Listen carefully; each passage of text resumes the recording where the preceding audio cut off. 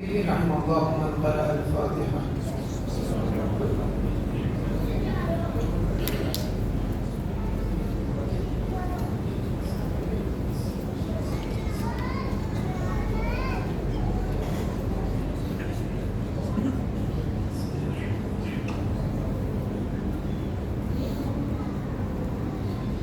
أعوذ بالله من الشيطان الرجيم. بسم الله الرحمن الرحيم.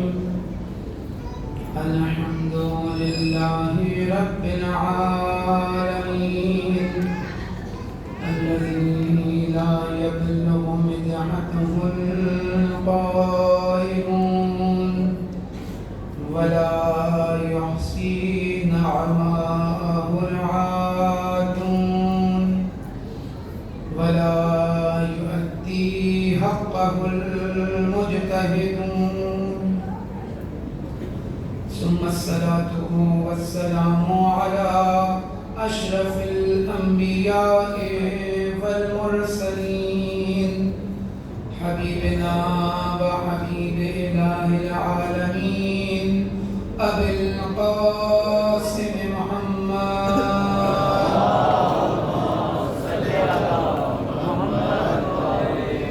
وعلى آله الطيبين الطاهرين المعصومين المظلومين الذين أذهب الله عنهم الرجس وطهرهم تطهيرا.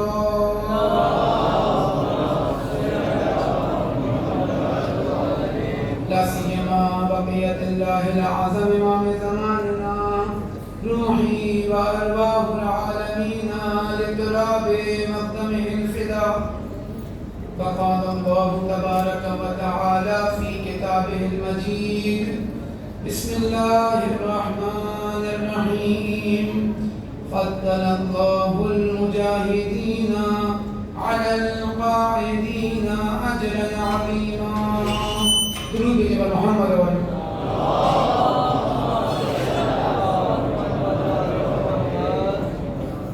خدا تعالیٰ کا احسان ہے، اس کا شکر کہ اس نے ہمیں یہ توفیق عطا کی کہ ہم اپنے آپ کو، اپنے گھر والوں کو، اپنے محلے، اپنے ملک، اس زمین کو اہل بیت علیہ الصلوۃ والسلام کے ذکر سے بالخصوص سید الشہداء علیہ الصلوۃ والسلام پر گریہ‌وزاری سے منور کر سکیں. ایک مقدماتی چند جملات آپ کے سامنے کہ ہم خدا متعال کی دی ہوئی نعمتوں سے گھرے ہوئے ہیں، اور اللہ تعالیٰ ہم سے ان نعمتوں کے عوض جس چیز کا سوال کر رہا ہے وہ یہ کہ ان نعمتوں کا شکر ادا کیا جائے. اور نعمتوں کا شکر یہ ہے کہ انسان اس نعمت کے تقاضوں کو پورا کرے. جہاں انسان لسانی طور پر شکر ادا کرے، اللہ کی بارگاہ میں الحمدللہ کہے، سبحان اللہ کہے، شکر للہ کہے، وہیں اپنے عمل سے اس نعمت کا شکر ادا کرے. مثال کے طور پر شاید آپ کے سامنے پہلے بھی بیان ہوا، خدا متعال کی لاکھوں کروڑوں لامحدود نعمتوں میں سے ایک نعمت اپنے سامنے تصور کریں.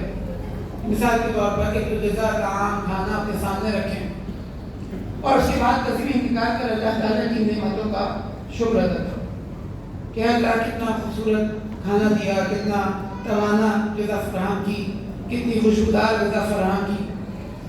لیکن اگر یہ لسانی ذکر، لسانی حمد، لسانی شکر میں انجام دیتا جاؤں اور دوسری جانب یہ غذا خراب ہو جائے، دوسری جانب یہ غذا کھانے کے قابل نہ رہے اور میں اسے تناول نہ کر سکوں، تو خدا متعال میری اس نعمت کے شکر کو شکر قرار نہیں دیتا. کیا جواب دیا جائے کہ دیکھو تمہاری زبان پر تمہارا عمل یہ آپس میں مطابقت نہیں رکھتے. تم نے حقیقت شکر ادا کر رہے ہو، زبان سے کہنا چاہ رہے ہو کہ میں اس نعمت کے اوپر اللہ کا شکر ادا کرتا ہوں، لیکن تمہارا عمل شکر ادا نہیں کر رہا. تم نے میری نعمت کا کفر اختیار کیا، میری نعمت کو انکار کیا، تم نے میری نعمت کا شکر ادا نہیں کیا بلکہ کفران نعمت کیا. لہذا شکر یہ ہے کہ انسان اللہ کی دی ہوئی نعمتوں کو، ان کے تقاضوں کو پورا کرے. اور اللہ کی یہ نعمتیں بعض ایسی نعمتیں جو اللہ تعالیٰ نے ہر قوم ہر قبیلے ہر فرد کو عطا کر بغیر کسی فرق کے کہ وہ اللہ کو مانتا ہے یا نہیں مانتا. غذا خدا نے متعال نے فراہم کری، شرط یہ نہیں رکھی کہ اگر کافر ہے تو غذا نہیں ملے گی، کافر ہے تو سانس نہیں آئے گی. اللہ کا انکار کر رہا ہے تو یہ پانی اس کی پیاس نہیں بجھائے گا. نہیں، عمومی نعمات فرق نہیں کرتا، سب کو اللہ تعالیٰ نے عطا کیا. لیکن بعض نعمتیں ایسی ہیں جو اللہ تعالیٰ نے خاص گروہوں کو عطا کی، اللہ تعالیٰ نے خاص اقوام کو عطا کی. اور ان میں سے ایک عظیم نعمت یہ عزاداری سید الشہداء علیہ السلام، یہ ذکر اہل بیت علیہ السلام، جس چیز کا تقاضا کیا جا رہا ہے کہ انسان اس نعمت کا شکر ادا کرے. یعنی کیا؟ یعنی دیکھیں اس عزاداری کے تقاضے کیا ہیں. کیسے معلوم ہوگا؟ جب معلوم ہوگا یہ عزاداری کیا ہے. جب معلوم ہو جائے گا یہ عزاداری کیا ہے، معلوم ہوگا کہ اس کے تقاضے کیا ہیں. جب معلوم ہو جائے گا اس کے تقاضے کیا ہیں تو اب ان تقاضوں کے مطابق انسان عمل کر سکتا ہے. لیکن جب تک معلوم نہیں ہوگا انسان اس عزاداری کے تقاضوں کو پورا نہیں کر سکتا. لہٰذا انسان غور کرے، فکر کرے کہ دیکھیں یہ عزاداری ہے کیا. اہل بیت کی زندگی کے اندر اس عزاداری کی حیثیت کیا ہے، مقام کیا ہے، کہاں لے کر جانا چاہتے ہیں اہل بیت اس عزاداری کی زندگی. آیا ہم جامع پڑھ رہے ہیں یا نہیں پڑھ رہے؟ کیا ہے یہ عزاداری؟ ہمارا عقیدہ یہ عزاداری سید الشہداء در حقیقت تحریک حسینی کا تسلسل ہے. وہ تحریک جسے 61 ہجری میں یزید نے دبانا چاہا، وہ انبیاء کی تحریک، رسول اللہ کی تحریک، امیر المؤمنین کی تحریک، جسے 61 ہجری میں یزید نے دبانا چاہا. لیکن جناب زینب الکبریٰ سید سجاد اسلام کربلا علیہ السلام اس تحریک کو دبنے نہیں دیا. یہ 61 ہجری سے 1445 ہجری میں آج ہم تک پہنچا. اور اب ہماری ذمہ داری بنتی ہے کہ اس گدریے کو، اس عزاداری کو انہی اہداف کے ساتھ آنے والی نسلوں تک منتقل کریں.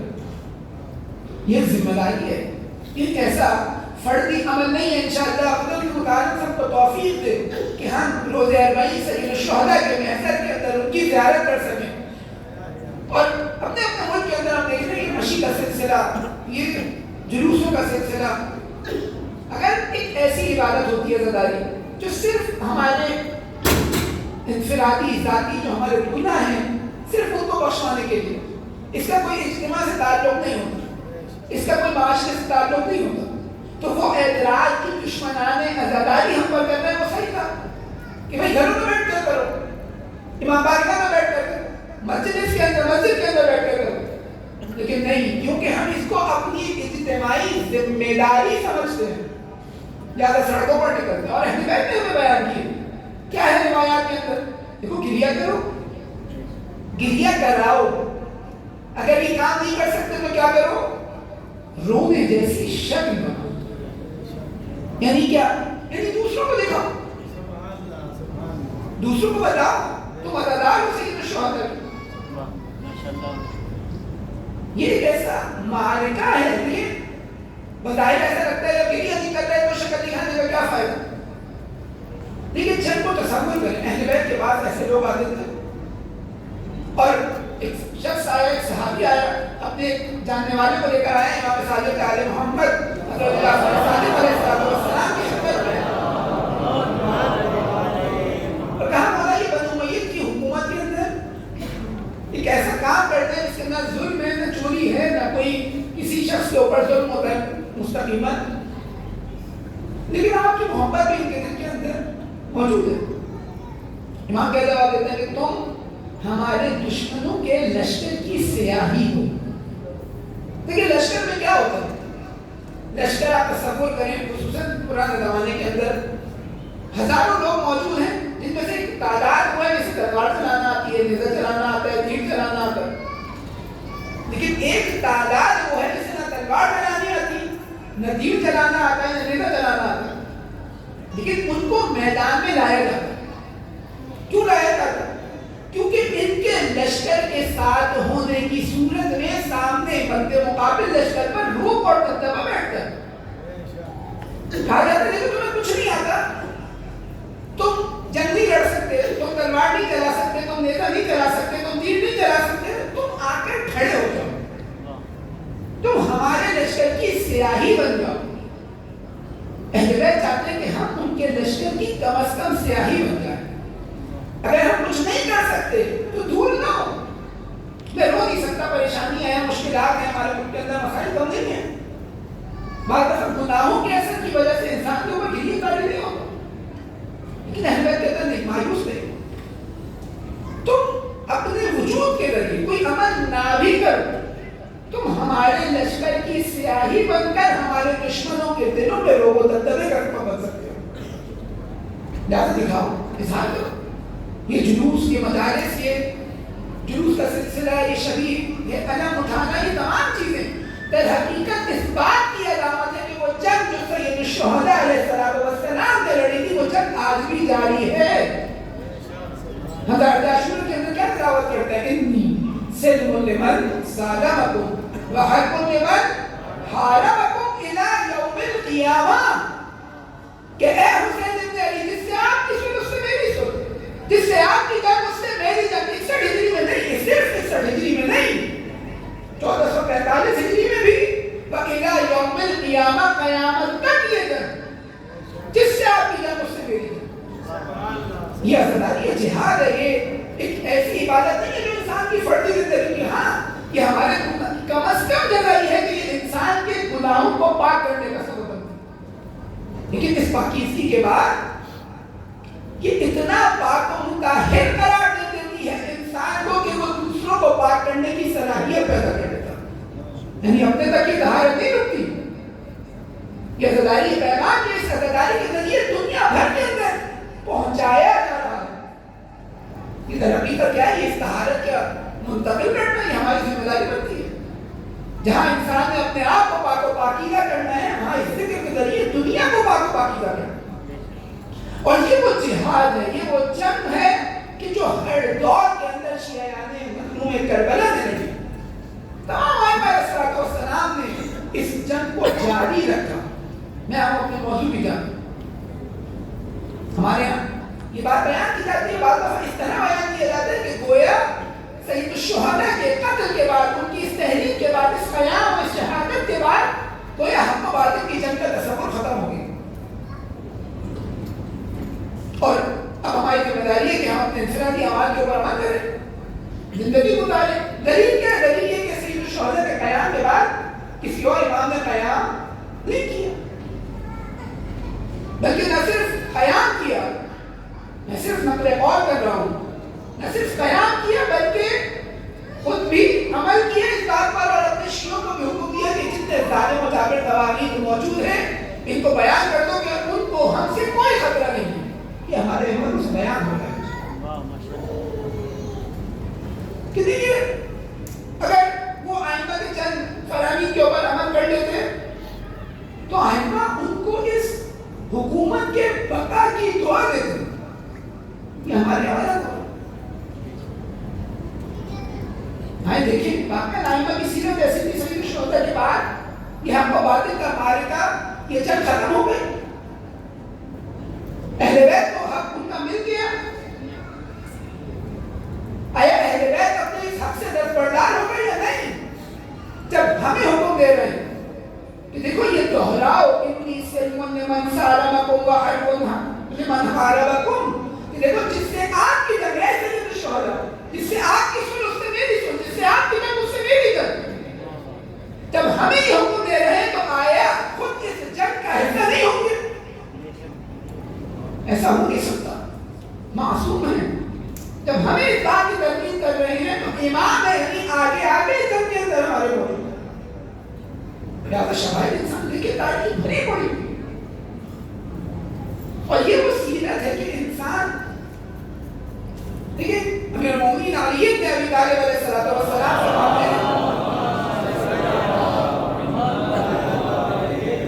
الا لکل مأموم اماما یقتدی بہ، جان لو ہر مأموم کا ایک امام ہوتا ہے جس کی وہ اقتدا کرتا ہے۔ تو اگر ہمیں معلوم نہیں ہوگا ہمارے امام نے اپنے اجتماعی سیاسی ذمہ داریوں کو کیسے انجام دیا، تو کیسے اقتدا کروں گا؟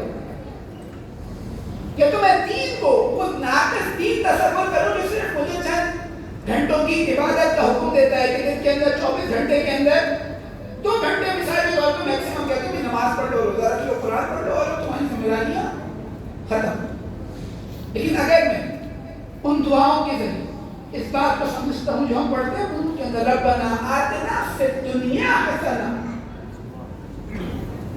اہل بیت نے کہی نہیں کہ ہم تمہاری دنیا کو آبادی کریں گے. نہیں، آپ دیکھیں کہ جب امیر المومنین کے اس حق کو بس کیا گیا، جناب سیدہ لوگوں کے گھروں میں جاتی ہیں اور جب یا خواتین جب جناب زہرا کی عیادت کرنے آتی ہے تو وہاں کہتے ہیں دیکھو اگر تم علی کو اپنا امام و خلیفہ قرار دیتے تو تمہاری دنیا بھی آباد ہوتی. اہل بیت کی کہیں یہ تعلیمات نہیں ہے کہ انسان دنیا کو آباد نہ کرے دے، لیکن ہدف مقصد معیار کیا ہے وہ کچھ اور ہے. ہاں اگر ان کی اتباع کرو گے تمہاری دنیا بھی آباد ہوگی. حضرت دین ایک ایسا کامل نظام ہے جو انسان کو اس دنیا کے اندر سعادت و حسن عطا کرتا ہے. اور اگر یہ کام کر رہا ہے تو ہمیں دیکھنا پڑے گا آئندہ نے اس دنیا کے اندر ان کی سیاسی زندگی، ان کی اجتماعی زندگی کیا رہی، کس طرح لوگوں سے رابطہ رہا، کس طرح حکومتوں سے رابطہ رہا، کیا کیا کام انجام دیتے رہے. وہ گواہی جو ہم زیارات کے اندر دیتے ہیں اشہد انکم جاہدتم فی اللہ حق جہاد، کہ اے آئمہ سب کے سب نے، صرف سید الشہداء نے نہیں کہتے جامعہ کے جملے، تمام آئمہ کو مخاطب کر کے ہم کہتے ہیں آج سب کے سب نے اللہ کی راہ میں جہاد کیا جیسا جہاد کرنے کا حق تھا. وہ کیسے جہاد کیے؟ جب میں سیرت نہیں دیکھوں مجھے معلوم نہیں ہو سکتا، میں اتباع نہیں کر سکتا. لہٰذا پہلا فائدہ اہل بیت کی سیرت کو جاننے کا، سمجھنے کا، پڑھنے کا یہ کہ انسان کے لیے اس کے امام کی جب سیرت معلوم ہو تو انسان پیروی کر سکتا ہے. کیونکہ امام وہ ہوتا ہے جس کی پیروی کی جائے. امام خالی وہ نہیں ہوتا جس کا نعرہ لگایا جائے، عمل کے اندر کسی اور کی اتباع کی جائے اور نعرہ کسی اور کا لگایا جائے. نہیں، اللہ لکل ماموم امام یقتدی بہ. جان لو ہر ماموم کا ایک امام ہوتا ہے جس کی کو اقتداء کرتا ہے. یعنی امام کون ہوتا ہے جس کی اقتداء کی جائے. یہ بہت اہم ہے. وہ پہلا فرق. دوسرا ان کا ذکر حقیقت آیات الہی کا بیان ہے. یہ آیت اللہ مضمون ہے، یہ آیت اللہ کبریٰ ہے. تو قرآن کیا کہتا ہے وَإِذَا تُلِيَتْ عَلَيْهِمْ آيَاتُهُ زَادَتْ ایمانا، کہ جب مومنین کے سامنے آیات الہی کی تلاوت کی جاتی ہے تو زادتہم ایمانا، ان کا ایمان زیادہ ہو جاتا ہے. خود اہل بیت سے بڑھ کر کون آیات الہی ہے؟ جب ان کا ذکر ہوتا ہے تو مومنین کا ایمان تازہ ہو جاتا ہے. جب ان کا ذکر ہوتا ہے تو مومنین کا ایمان مزید مستحکم ہو جاتا ہے. اور پھر ہمارے معاشرے کے اندر وہی سوال جو ایجاد کیے گئے کہ کنفیوژن اتنی پھیلا دی گئی ہے کہ اہل بیت کی سیرت کے اندر ٹکراؤ سمجھتے ایک امام نے ایسا عمل کیا، دوسرے امام نے ایسا عمل کیا. نتیجے کے اندر اپنے عمل کو جسٹیفائی کرتے ہیں آئمہ علیہ السلام کے عمل سے. در حقیقت ایک نظریہ جو اعتقادات کے خلاف ہے. ہمارا عقیدہ یہ ہے کہ کلہم نور واحد، آپ سب کے سب ایک نور ہے، ایک حقیقت ہے. لا تفرقوا بین احد، ہم آپ کے درمیان کسی فرق کے قائل نہیں ہیں. سید الشہداء ہوں، امام حسن ہوں، سید العابدین علیہ السلام ہوں، 12 امام، فرق نہیں ہے ان کے درمیان. فرق زمانے کا ہے، فرق حالات کا ہے، فرق ماننے والوں کا ہے، فرق مد مقابل اسٹیلٹی میں لانے والوں کا ہے. لہٰذا ہم زیارات کے اندر گواہی ہیں اشہد انکم جاہدتم فی اللہ حق جہاد، کہ آپ سب کے سب نے جہاد کیا جیسا جہاد کرنے کا حق تھا. اور یہ وہ جہاد تھا جس کے نتیجے میں اہل بیت کو شہید کیا گیا، اہل بیت کو اسیر کیا گیا، سب کے سب کو. اس چندن آپ کے سامنے وہ شواہد، وہ واقعات، وہ تحریر، وہ واقعات کی بات کو بہت آسانی کے ساتھ ان واقعات کو فضائل سمجھ کے مصیبت سمجھ کے گزر جاتے ہیں. ہر پہلو کے اندر یا مصیبت موجود ہے یا فضیلت موجود ہے، لیکن درس اور عبرت بھی موجود ہے. ہر امام نے جہاد کی. اور لیکن اس سے پہلے ہمارے لیے واضح ہونا چاہیے بلاخر جہاد ہے کیا. پچھلے سال کی آپ کی خدمت میں صرف اس تعریف پر اکتفا کیا تو اکثر مطالب کسی اور عنوان سے بیان کیے گئے تھے، لیکن یہ تعریف شاید آپ کے ذہن میں جہاد ہی نہیں کیا. ایک مرتبہ جہاد کا معنی کیا جاتا ہے قیام بالسیف، یعنی تلوار اٹھانا.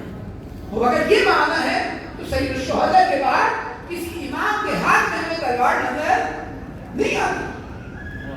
یعنی جنگ کرتے ہوئے قیام بالسیف کرتے ہوئے کوئی امام نظر نہیں آتا. اور ایک معنی جو کبھی کیا جاتا ہے جہاد کا، یعنی کیا؟ یعنی کسب حلال، علم کا حصول، تو مگر یہ ہے.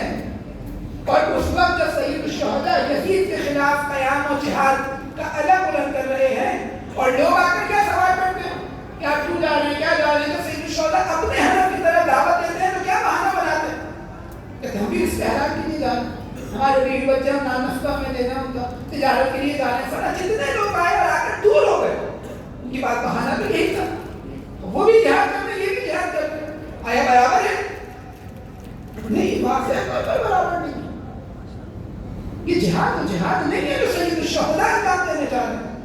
پر جہاد کیا ہے؟ جہاد حقیقت اللہ کی راہ میں ایک ایسی کوشش، ایسی زحمت، ایسی محنت، ایک ایسا اقدام جو اللہ کے لیے انجام دیا جائے اور اس کے ذریعے اللہ کے دشمن کو نقصان پہنچایا جائے. اگر دیکھیں علم کی زندگی کے اندر ایک ایک عمل ایسا ہے، ایک ایک امام ہمارا زور سید الشہداء کی اس شہادت کے بعد کے عرصے پر رہے. کیا ہم شواہد کو دیکھیں؟ کیا ہے واقعاً سید سجاد سے لے کر امام حسن عسکری علیہ السلام تک درود بھیجائے منیدار کے اوپر.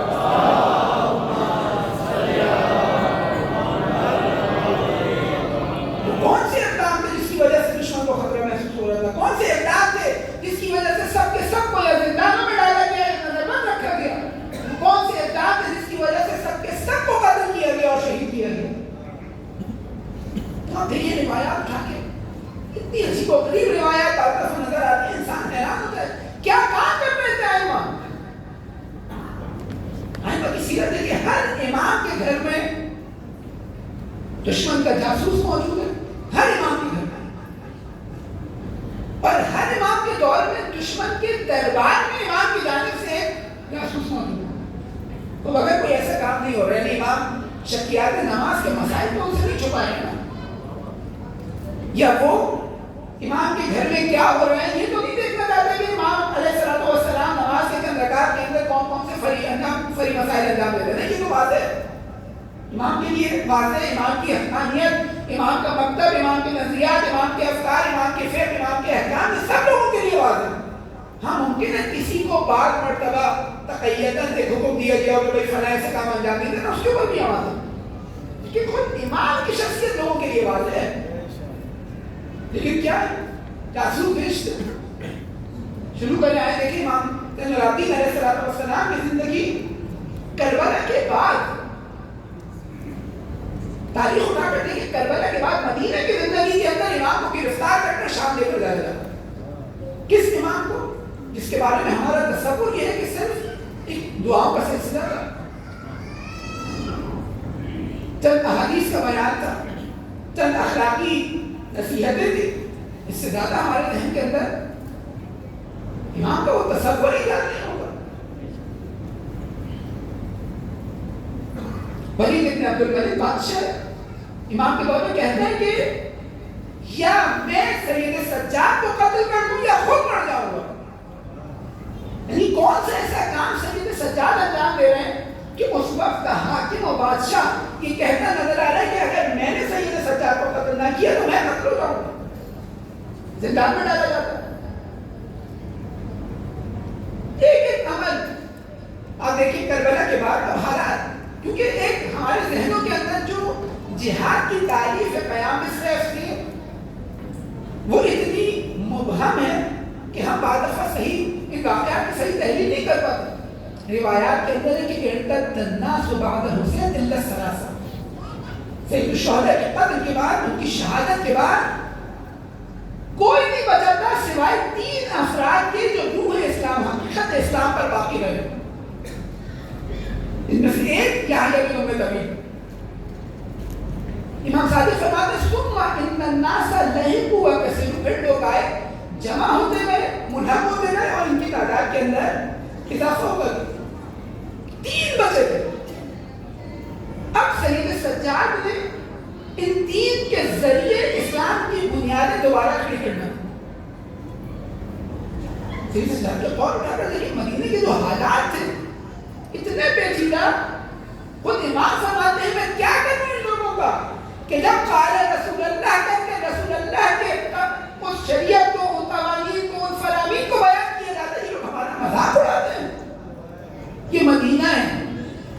یہ مدینہ تو رسول ہے. امام کہتے ہیں 20 افراد ایسے نہیں تھے جو ہم سے محبت کرتے اس مدینے کے اندر. یہ حالت اعتقادی محبت. اگر آج ثقافتی امور یہ حالت مکہ و مدینے کی تھی، اسلام کے مراکز کی تھی کہ دنیا بھر کے اندر اگر کسی گانا گانے والی یا گانا گانے والے کو بلانا ہوتا تھا تو مکہ اور مدینے سے بلایا جاتا تھا. تاریخ میں لکھا ہے کنیز گریے کی حالت میں مکے کے اندر کوئی کام انجام دے رہی ہے، مثلا پانی بھر کر لا رہی تھی کہیں سے، کہا کہ اور گریا کر رہی ہے. ایک شخص نے پوچھا کیوں گریا کر رہی ہے؟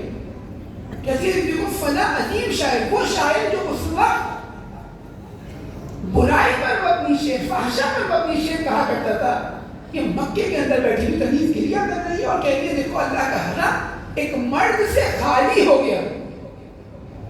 یہ جو شخص جس نے اس کو گریا کرتے ہوئے دیکھا، کہا کہ ایک اور شاعر ہے جو اسی طرح فحاشگوئی کرتا ہے. جن شعر کہتا ہے تم فکر نہ کرو ایک اور موجود ہے. کہتی ہے اللہ تعالیٰ کا شکر کہ اس نے حرم کو خالی نہیں رکھا. یہ مکہ ہے. مدینہ کی ایک رقاصہ جب حج پر جانا چاہتی ہے پورا مدینہ باہر نکل کر اس کو الوداع کہتا ہے. یہ حالات ہے. ان حالات میں سید سجاد نے جہاد کرنا آسان نہیں ہے. تین افراد وہ بھی خود امام سجاد کی محنت اور زحمت سے آئے. اور ثم ان الناس لہم وکسب، کیونکہ قیام بالسیف میں کسی بھی اقدام کے لیے براہ تعداد بہت اہم ہے. 3 افراد نہیں بچے تھے جو اسلام پر ہوں. ان کے ذریعے سید سجاد نے اس تحریک کو آگے بڑھایا. حالات خوف و ہراس لوگوں کے ذہنوں کے اندر کیا ہے کہ جب یہ فاسق، یہ یزید لعین جب رسول اللہ کے خاندان پر وہ ظلم و بربریت انجام دے سکتے ہیں تو ہم تو کچھ بھی نہیں ہیں. خوف اتنا شدید. واقعہ ہیرا جب پیش آیا یہ کربلا کا واقعہ، پھر اس کے بعد واقعہ ہیرا کا مسئلہ، مدینے کا ایک نوجوان گورنر قرار دیا گیا. اس نے بیوقوفی کے اندر اصحاب تابعین انہوں کو دعوت دی کہ جاؤ جا کر یزید کے ساتھ ملاقات کرو. یہ لوگ شام میں تو دیکھا یہ تو فاسق کو فاجر اعلان، شراب پینے والا، بندروں سے کھیلنے والا، منکرات انجام دینے والا. آ گئے. واپس آنے کے بعد کہا اس کو اپنا امام نہیں مانتے، اپنا خلیفہ نہیں مانتے. ایک بغاوت ہوئی. نتیجے میں وہ مسائل مدینہ کے اندر ڈھائے گئے جسے ممبر سے بیان نہیں کیا جا سکتا. اتنے سخت حالات. لوگ خوف کا شکار ہے، مزدوری کا شکار ہے. کوفے کے اندر ایسے حکام کو مسلط کیا گیا لوگ بول نہیں سکتے تھے. خانہ کعبہ پہ آنکھ برسائی گئی. یعنی ایک ایک لمحہ جو آگے بڑھتا جا رہا ہے وہ خوف لوگوں کے اوپر طاری کرتا جا رہا ہے. اب ایسے حالات ہیں جب کوئی اسلام پر باقی نہیں ہے.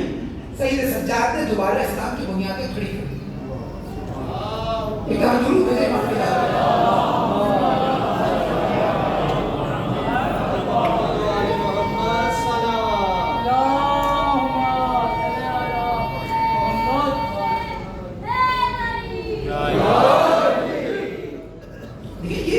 آسان مرحلہ نہیں ہے.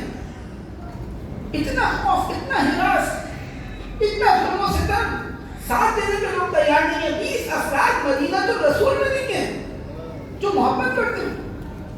ان 3 افراد کو امام نے جمع کیا. جگہ جگہ بھیجتے، کہیں مسجد کوفہ بھیجتے، کوفہ بھیجتے تبلیغ کے لیے، یہ مدینہ جاتے تبلیغ کے لیے. اور یہ یحییٰ بن ام طویل تھے ایک شخص. اب دیکھیں اب جہاد کیا ہے.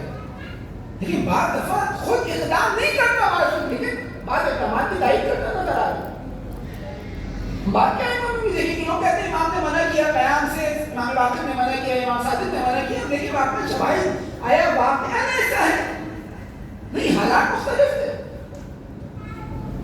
پروپیگنڈا کیا گیا بنو امیہ کی طرف سے، بنو عباس کی طرف سے. اہل بیت علیہ الصلوۃ والسلام کے اس تصور کو ہمارے سامنے بگاڑا گیا. امام حسن کے تصور کو بگاڑا گیا. آپ کے سامنے بیان ہے یہ امام حسن کے خلاف پروپیگنڈا بنو عباس کے دور کے اندر رائج کیا گیا. کیوں؟ کیونکہ بنو الحسن منصور کے خلاف حالت قیام کے اندر تھے. حوصلوں کو بس کیا گیا. جب ہمارے سامنے اہل بیت کی سیرت ایسی بیان کی جائے گی کہ ہم کو آئیڈیل بنانا چاہیں گے تو اپنی زندگی کے اندر سوائے مظلومیت کے ہمارے پاس کچھ نہیں ہوگا، اقتدار نہیں ہوگا، دین کے لیے قیام کرنے کا جذبہ نہیں ہوگا. کیوں؟ کیونکہ ہمارے سامنے ائمہ کی سیرت کو اس طرح بیان کی ہے. دیکھیں آپ ہمارے سامنے کئی مثالیں ہم اپنے زندگی کے اندر تجربہ کر رہے ہیں. ایسے بچے جنہیں بار بار یہ ٹوکا جائے تم تو کچھ نہیں کر سکتے. کیوں نہیں کر سکتے؟ تمہارے اجداد نے آج تک کچھ نہیں کیا یا غلط کیا. ہوتا ہے نا بالآخر بات ایسے واقعات پیش آ جاتے ہیں کہ اب ان کی اولادوں کو بھگتنا پڑتا ہے. لوگ جینے نہیں دیتے. کیا کرتے ہیں؟ اتنی مذمت کرتے ہیں، اتنی تنبیہ کرتے ہیں کہ وہ بالآخر ان کے حوصلے ٹوٹ جاتے ہیں، ان کا نفس شکستہ ہو جاتا ہے. اب اگر کچھ توانائی تھی بھی کرنے کی تو وہ کر نہیں پاتے. کیوں؟ کیونکہ وہ دیکھتے ہیں ہمارے بڑوں نے کیا کر لیا، حوصلے مست ہو. لیکن جہاں قوموں کے پاس صحیح آئیڈیاز موجود ہوتے ہیں، اور آج دنیا ہمیں دکھا رہی ہے جن کے پاس آئیڈیاز نہیں ہے انہوں نے اپنے فیک آئیڈیاز بنائے، فیک ہیروز بنائے، سیریز بنائے، ڈرامے بنائے، اینیمیشن بنائے تاکہ ہمارے لیے، ہماری اولاد کے لیے، ہمارے آنے والی نسلوں کے لیے فیک ہیروز بنا سکیں. ہمارے بچے ان فیک ہیروز کو آئیڈیلائز کر سکیں اور ہم اسی جنگ کے اندر بہت. کیوں؟ کیونکہ ائمہ کو ہم نے اس طرح پیش نہیں کیا تھا کہ ہم ان کی اتباع کر سکتے ہیں، ان کی سیرت کو اپنا سکتے ہیں، ان کو آئیڈیلائز کر سکتے ہیں. نتیجہ کیا ہوا؟ دشمن نے اس خلا سے فائدہ اٹھایا، فیک ہیروز بنا کر ہمارے بچوں کے سامنے رکھا. فیک ہیروز سے کیا مراد ہے؟ ایسا تخیل جس کا حقیقت سے کوئی تعلق ہی نہیں ہے. خدا متعال نے ہمارے لیے نمونہ عمل قرار دیا، ہمارے لیے معیار قرار دیا، ہمارے لیے اس پر عمل قرار دیا، ہمارے لیے ریل ہیروز قرار دیا جو اصلی میں، حقیقت میں، واقعیت میں ہمارے سامنے نمونہ عمل قرار پا سکے. ہم نے چھوڑ دیا، ہمیں ان کی اتباع نہیں کی، ان کی سیرت کو نہیں جانا، یا ایسے بیان کیے کہ قابل پیروی نہ رہے. نتیجہ کیا نکلا کہ ہمارے اور اہل بیت کے درمیان فاصلہ، کہ ہمارے معیار اور ان کے معیارات فرق کر گئے. آج ہمارے لیے معیار، دیکھیے ہمارے لیے معیار وہ ہے جو معیار اہل بیت کے لیے معیار نہیں تھا. ہمارے لیے تعداد معیار ہے نہیں. مثلا ہماری مجلس کون سی مجلس اچھی ہوگی اس میں تعداد زیادہ ہو. اس سے قطعاً یہ وہ نہیں ہے کہ تعداد نہیں ہونی چاہیے، نہیں، اہل بیت کے ماننے والوں کی تعداد بھی زیادہ ہونا چاہیے. ہمارے لیے صاحب فضیلت وہ ہے جس کے پاس پیسہ زیادہ ہو. اس کا مطلب ہے کہ پیسہ نہیں ہونا چاہیے، نہیں، اہل بیت کے ماننے والوں کے پاس پیسہ بھی زیادہ ہونا چاہیے، قدرت بھی زیادہ ہونی چاہیے، علم و معرفت کے اندر، ٹیکنالوجی کے اندر بھی یہ سب سے آگے ہونے چاہیے. بات ہو رہی ہے کہ آیا یہ معیار ہے کہ تعداد زیادہ ہو، یہ معیار ہے کہ پیسہ زیادہ ہو. نہیں، معیار نہیں ہے. ایک شخص آیا ابان ابن تغلب کے پاس. کون ابان؟ امام باقر علیہ السلام کے شاگرد.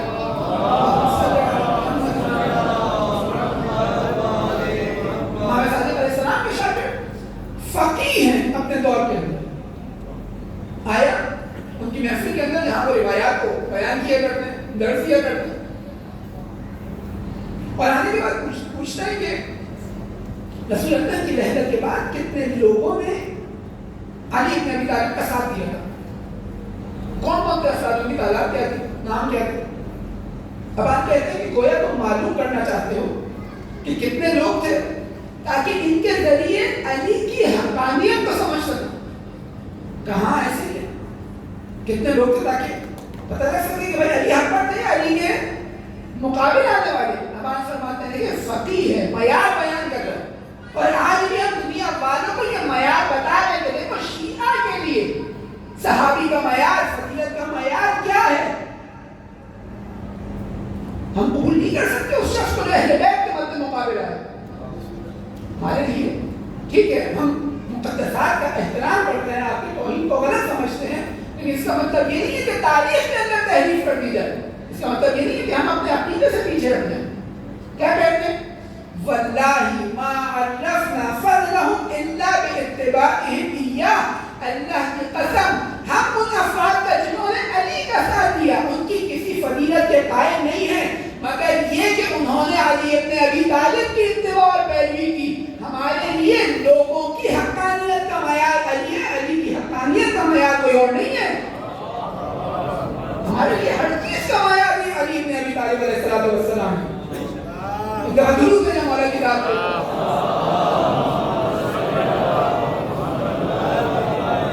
ہماری زندگی کے اندر معیارات ہیں جو امیر المومنین نے بیان کیے, معیارات ہیں کہ امام حسن و امام حسین کو باقی ائمہ نے بیان کیے. کوئی اور ان کی حقانیت کا معیار نہیں بن سکتا. معیار اہل بیت ہے, آئیڈیل اہل بیت ہے, وہ ترازو اہل بیت ہے کہ جس کی بنیاد پر فیصلہ کیا جائے گا کون حق پر ہے اور کون باطل پر. یہ تعداد کا مسئلہ نہیں تھا. ہم دیکھتے ہیں ارتد الناس وعدل کا 3 افراد بچے, لیکن اس تعداد کو بڑھانا اور تعداد اہم ہے, معیار نہیں ہے لیکن اہم ہے. آپ چند روایات آپ کے سامنے بیان ہوگی, خود کی روایت 3 افراد کے, لیکن اس کے بعد ثم ان الناس لہقوا کثیر, لوگ ملتے گئے, تعداد میں اضافہ ہو گیا. کون وہ بنیادی ترین شخص ہے امام کے پاس؟ یحییٰ بن ام تمیم. کیا کر رہے ہیں؟ جاتے ہیں مسجدوں کے باہر, مسجد مدینہ کے باہر, کوفے گئے ہیں مسجد کوفہ کے باہر, اور جا کر ان آیات کی تلاوت کرتے ہیں جو جناب ابراہیم مشرکین کے مقابلے میں پڑھا کرتے ہیں. ان براء منکم ومما تعبدون, کہ ہم برات کرتے ہیں تم سے اور جس کی تم عبادت کرتے ہو. کس سے کہہ رہے ہیں؟ وہ جو نماز پڑھ کرنے کرتے ہیں, وہ جو قرآن پڑھتے ہیں, وہ جو خانہ کعبہ کی طرف سجدہ کرتے ہیں. وَبَدَأَ بَيْنَنَا وَبَيْنَكُمْ الْعَدَاوَةُ وَالْبَغْضَاءُ, ہمارے اور تمہارے درمیان عداوت ہے, دشمنی ہے, کفر نبی کو ہم انکار کرتے ہیں. حَتَّى تُؤْمِنُوا بِاللَّهِ وَحْدَهُ, یہاں تک کہ تم اللہ وحدہ لا شریک پر ایمان لے کر آ جاؤ. کس کو کہہ رہے ہیں؟ وہ جو نماز پڑھتے ہیں, وہ جو خانہ کعبہ کی طرف سجدہ کرتے ہیں. یہ تو نماز پڑھ رہے ہیں, تو روزہ رکھ رہے ہیں, تو خانہ کعبہ کو سجدہ کر رہے ہیں, یہ تو اللہ کا کلمہ پڑھ رہے ہیں, رسول اللہ کا کلمہ پڑھ رہے ہیں. لیکن در حقیقت اسلام کی روح سے دور ہو چکے ہیں. ظاہری طور پر کفر کا وہ فقہی حکم ان کے اوپر نہیں آ رہا, لیکن دیکھیں یہ جہاد ہے لوگوں کو توجہ دلانے کے لیے. تو تم کس کی عبادت کر رہے ہو؟ جس کی اطاعت کی جاتی ہے اس کی عبادت کی جاتی ہے. حدیث کے مطابق اگر انسان کسی کی اطاعت کر رہے ہیں تو وہ عبادت کر رہے ہیں. فرعون کی لوگ عبادت کیا کرتے تھے, امام کہتے مراد نہیں تھا کہ سجدہ کرتے تھے, مراد یہ تھا کہ جو حکم جاری کرتا تھا اس کے سامنے سر تسلیم کم ہو جاتا. اب اگر جس کی اطاعت کر رہے ہو وہ اگر خدا کا پیغام تم تک پہنچا رہا ہے تو گویا تم خدا کی عبادت کر رہے ہو, اور اگر وہ پیغام خدا کی جانب سے نہیں ہے تو گویا تم اس شخص کی عبادت کر رہے ہو. یہ وہ کام ہے جو اہل بیت علیہ السلام کی سیرت میں نظر آتے ہیں. یہ یحییٰ بن ام تمیم, لیکن امام کا ایسا صحابی جو مختلف روایات کے اندر مختلف افراد بیان کیے گئے, ان سب کے اندر مشترک ہے وہ یہ, حجاج نے ان کے ہاتھوں کو کاٹا, پہلے سیدھے ہاتھ کو کاٹا, پھر الٹے ہاتھ کو کاٹا, پھر سیدھے پاؤں کو کاٹا, پھر الٹے پاؤں کو کاٹا, پھر ان کی زبان کاٹی اور پھر ان کا سر قلم کر دیا. کیوں؟ کیونکہ اللہ کی راہ میں جہاد کر رہے ہیں. یہ جہاد قربانی مانگتا ہے. یہی فرض تھا جو کل سید الشہداء کے قیام سے قبل جب ملاقات ہوتی ہے سید الشہداء پوچھتے ہیں کہ کوفے کے حالات بتاؤ, کیا کہتے ہیں؟ قلوبہم معک وسیوفہم علیک, ان کے دل آپ کے ساتھ ہیں, ان کی تلواریں آپ کے خلاف ہیں. اور اس کے بعد سید الشہداء سے چند حج کے مسائل پوچھتے ہیں اور اس کے بعد حج پر چلے جاتے ہیں. لیکن سید الشہداء کے قیام کی تاثیر دیکھیں یہاں پر نظر آتی ہے. جب امام سجاد اپنی زندگی میں اپنی امامت کے دور کے اندر جب حج کرنے جاتے ہیں اور حشام بن حکم موجود ہے, حشام بن عبد الملک موجود ہے, بیٹھا ہوا ہے, جانا چاہتا ہے حجر اسود کی زیارت کے لیے, لوگ راستہ نہیں دیتے, پیچھے ہٹ کے واپس آ جاتے. اتنے میں دیکھتا ہے کہ ایک شخص ہے وہ جتنا جتنا کعبے کے قریب ہو رہا ہے لوگ راستہ بناتے جا رہے ہیں. پریشان ہو جاتا ہے, غور کرتا ہے, پہچان جاتا ہے, لیکن ظاہر ایسے کرتا ہے کہ گویا امام کو نہیں جانتا. لیکن کون ہے شخص؟ فلسطہ کا برابر میں کھڑے, کہتے تم نہیں جانتے, کہانی میں نہیں جانتا. کہا تم نہیں جانتے لیکن اللہ کا گھر جانتا ہے. تم نہیں جانتے لیکن صفا و مروہ جانتے ہیں. تم نہیں جانتے لیکن ملک جانتے ہیں, اللہ کی مخلوقات جانتے ہیں. میں پھر تعارف کرتا ہوں, پھر میں امام کو تعارف کرانا شروع کرتا ہوں. نتیجے کا کرتے ہیں کہ اس کو زندان میں ڈال دیا تھا, اس شاعر کو زندان میں ڈال دیا تھا. کیا کیا کیا؟ ایسا شعر کہا کہ جس کے نتیجے میں اللہ کے دشمن کو شرمسار کیا. یہ کیا ہے؟ یہ جہاد ہے. آپ جناب دابل کے مرثیے سنیں, آپ جناب بندیات کے مرثیے سنیں. یہ ایک ایک شعر جو زندانوں میں, شاعر جو زندانوں میں گئے, جن کو قتل کیا گیا, جن کو شہید کیا گیا, اور ائمہ نے ان کو جنت کی بشارت دی, ان کے گھر والوں کی کفالت کی. یہ عام شاعر نہیں تھے, یہ در حقیقت اپنے دور کے اندر جہاد کر رہے تھے. لیکن میں ایک سادی سی مثال دوں اور اس کے بعد مسائل کی جانب آؤں, تو آپ اختار زیادہ ہو گیا. دیکھیں, یہ جو جہاد کر رہے تھے شاعری کے ذریعے, جو ہم نے تاریخ بیان کی جہاد کی, اگر وہ ہمارے سمجھ آ جائے تو اب ایک ایسا شعر کہنا جو اللہ کے دشمن کے نقصان کا سبب بنے, وہ کیا ہو جائے گا؟ جہاد. نتیجہ کیا نکلے گا؟ جب جہاد ہوگا کہ جس کے خلاف جہاد ہو رہا ہے وہ قتل کرے گا, زندان میں ڈالے گا, مسائل ڈالے گا. اب امیر المومنین کے دور کے اندر, امام حسن و امام حسین کے دور کے اندر رسول اللہ کی مدح بیان ہو رہی ہے, کسی کو کوئی اعتراض نہیں, کسی کو کوئی نقصان نہیں, رسول اللہ کی شان شرک ہے. لیکن جہاں امیر المومنین کی مدح بیان ہو وہاں بنو امیہ خطرے میں پڑ جاتا ہے, ہاں بنو امیہ کا نظریہ خطرے میں پڑ جاتا ہے. یعنی اب وہاں امیر المومنین کے نام کو زندہ کرنا کیا ہو جائے گا؟ جہاد. اب اس کی مثال دوں, شیروں کی مثال دی, اشعار کی مثال دی. سید الشہداء کی زندگی میں ایک مرتبہ سید الشہداء اپنے بچوں کو, یعنی امام سید سجاد اور حضرت ابی اکبر کو بھیجتے ہیں دربار کے قبول ہے. امام سجاد اور جناب علی اکبر جاتے ہیں دربار. مروان کی حکومت ہے, یعنی مدینہ کا گورنر مروان ہے, اور جا کے مروان پوچھتے ہیں کہ تمہارا نام کیا ہے؟ امام سجاد کہتے ہیں میرا نام علی ابن حسین. حضرت علی اکبر سے پوچھتے ہیں تمہارا نام کیا ہے؟ جواب کہتے ہیں میرا نام علی ابن حسین. عجیب کیفیت تاری ہو جاتی ہے.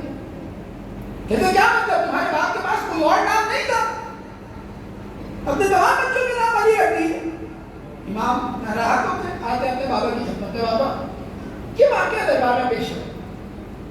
امام کہتے ہیں اب جب جانا تو جا کر بتا دینا کہ اگر اللہ حسین کو 100 بیٹے عطا کرے تو ان سب کے سب کا نام اپنے بابا علی ابن ابی طالب علیہ السلام کے نام پر رکھ دو.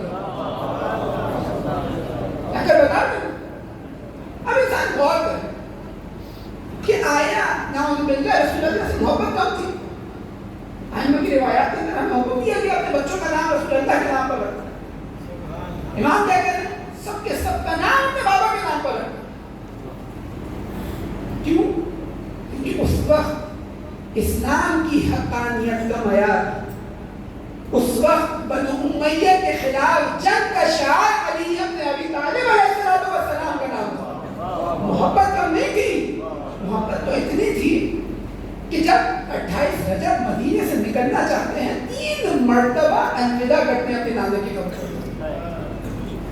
محبت اتنی تھی کہ رہبر موضوع کہتے ہیں کہ اتنا گریہ کرتے تھے اپنے نانا کی یاد میں, اپنے نانا کی زیارت کے لیے تڑپا کرتے تھے کہ جب جوان ہوا اور سید الشہداء کی شادی ہوئی اور پھر اللہ تعالیٰ نے اولاد کی نعمت عطا کی, اور جب یہ بچہ جوان ہوا تو شبیہ رسول قرار دیا گیا. تڑپا کرتے تھے علی اکبر کے لیے. مسائل میں ہم سنتے ہیں اے اللہ گواہ ہے, اللہ تیرے نبی کی زیارت کرنا چاہتے تھے تو علی اکبر کو دیکھا کرتے. اتنی محبت, تڑپ رہے اپنے نانا کے لیے, اپنے نانا کی زیارت کے لیے. جب الوداع کرتے ہیں چند مرتبہ اپنے نانا کی قبر کی زیارت کرتے ہیں. بار بار پناہ گاہ ہے رسول اللہ ہدایت کے لیے. لیکن اس کے باوجود بچوں کا نام امیر المومنین کے نام پر کیوں؟ کیونکہ یہ جنگ ہے, یہ حق و باطل کا معرکہ ہے. یہاں اگر کوئی کام دشمن کے نقصان کا سبب ہے تو ہر ایمان نے وہ کام انجام دیا. ہاں طریقہ کار مختلف ہے کیونکہ حالات مختلف تھے. بعض دفعہ خود انجام دیا, بعض دفعہ اپنے چاہنے والوں کے ذریعے انجام دلایا. یہاں جب تم نے تغیر کی مثال ہمارے سامنے ہے. ہاں لیکن اس مرتبہ حالات ایسے ہوئے ہیں کہ اب قربانی دیے بغیر, اب پیام سیف کے بغیر اسلام کو بچایا نہیں جا سکتا. اور نہ صرف پیام سیف, پوچھا گیا نا کہ حسین آپ جا رہے ہیں, ان خواتین کو لے کر کیوں جا رہے ہیں؟ میں نے نانا کو خواب میں دیکھا. نانا نے کہا ان اللہ شاء ان یراک قتیلا، کہ حسین خدا متعال تمہیں قتل ہوتا دیکھنا چاہتا ہے. وَيَرَاهُنَّ سَوَاءً، اور چاہتا ہے کہ ان کو اسیر دیکھے.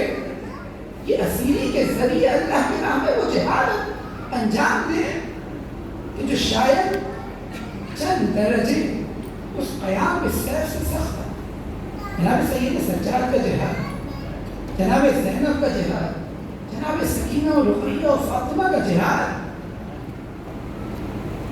قیام بالسیف سے سخت کم نہیں تھا.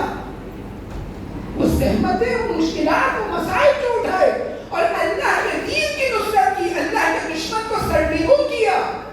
جگہ جگہ ایک ایک لمحہ، ایک ایک مرحلے کے اوپر کوئی ایسا اقدام نہیں کیا کہ جس کے دشمن کو شو. چھوٹے چھوٹے بچے وہ مصیبتیں اٹھانے کے بعد ایک ایسا عمل ظاہر نہیں ہوا ان سے کہ دشمن سے بہانہ بنا کر پروپیگنڈا کر سکے. کتنی مصیبتیں اٹھائی. یہ جہاد 2 محرم کو جب کربلا پہنچے اور وہ خوف و ہراس، وہ جنگ کی فضا یہ بچے دیکھ رہے ہیں، اور 7 محرم ان پر پانی بند کر دیا. یہ بچے جہاد کر رہے ہیں، یہ ڈٹے ہوئے اللہ کے دین کی نصرت کے لیے. اور اس کے بعد جب روز عاشور آیا، اس پیاس کی شدت کے باوجود، دیکھیں سید شہداء مقتل میں جاتے ہیں، جنگ لڑتے جا رہے ہیں اور بار بار خیمے کی طرف دیکھتے جا رہے ہیں. ایک مرتبہ آئے اور آنے کے بعد ایسے جملات ادا کیے کہ بیویوں کو، بیٹیوں کو احساس ہو گیا کہ اب بابا واپس نہیں آئے.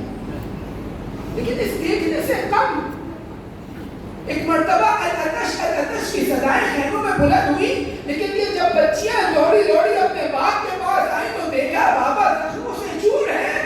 آپ کی پیاس کو بھول گئی. کہا نہیں بابا، پانی نہیں چاہیے، اتنے زخموں سے چور. لیکن ہاں سید الشہداء نے اس وقت کرتا منگایا، بہن ایک پرانا کرتا مجھے لا کر دے.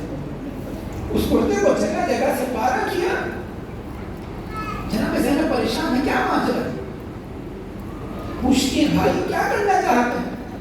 کہا بہن تمہیں معلوم نہیں ہے، یہ اتنا لعین ہے کہ مجھے خوف ہے کہیں میرے قتل کے بعد میرا کرتا بھی چوری نہ کر لے. میں چاہتا ہوں کہ ایک ایسا لباس پہنو ان کی تمام کی نگاہیں اس لباس کے اوپر نہ پڑے.